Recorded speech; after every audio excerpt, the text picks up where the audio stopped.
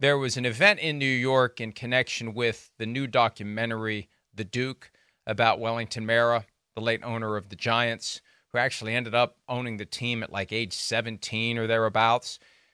John Mara, Wellington's son, made a comment about the current state of the team. And at a time when we were all kind of thinking that, especially after Saquon Barkley had 176 rushing yards against the Giants on Sunday, and we know that John Mara didn't want to lose Saquon Barkley, and we know from watching Hard Knocks that Joe Schoen, the GM of the team, failed to properly value Saquon. He treated him like the dime a dozen running back mindset that we now see.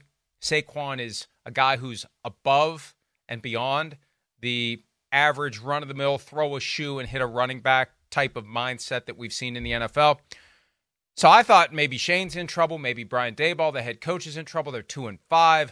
Bill Belichick is lurking. He was out there on Monday taking shots at Shane for not bringing back Saquon Barkley. And, you know, I've noticed that Belichick seems to be using his media bully pulpit maybe to advance his ambitions. Settle scores, advance ambitions. It seems like he's doing it because he'll take shots at teams he doesn't like the Jets and the Patriots, and they'll take shots at spots that might be open for him in 2025. Jaguars last week, Giants this week. And yeah, he can only take one job, but if you have as many teams as possible clamoring for you, you know what that means?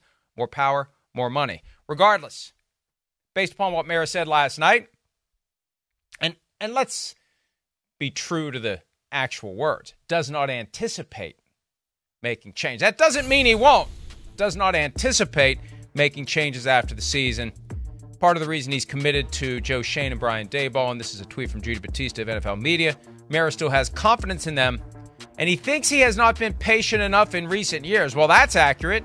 He hasn't been patient enough in recent years. It's been lather, rinse, repeat with coaches and more broadly GMs. GMs have gotten a little more time, but he's been firing guys left and right.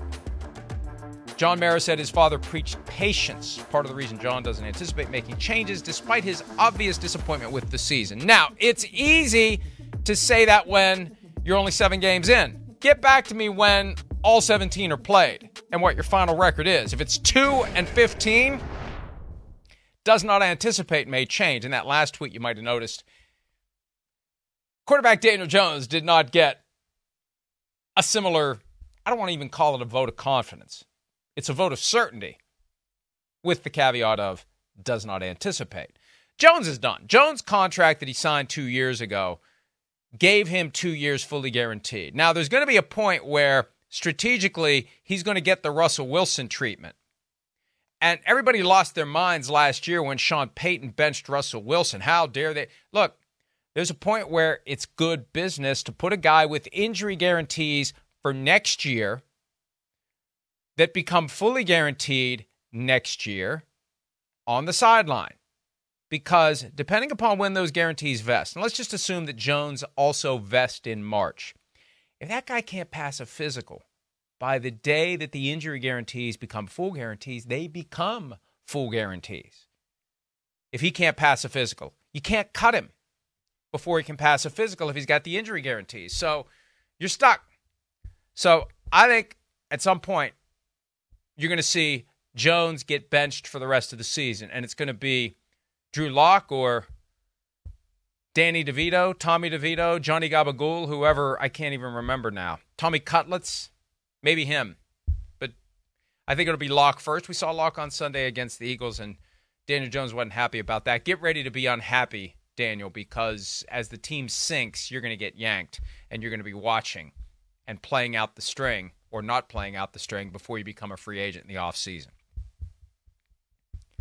Oh, and by the way, this is a great point that Giants fan Pete Demolitis has noted. In 2022, John Mara fired Joe Judge just 16 days after it was reported by Adam Schefter of ESPN.com that Judge was safe.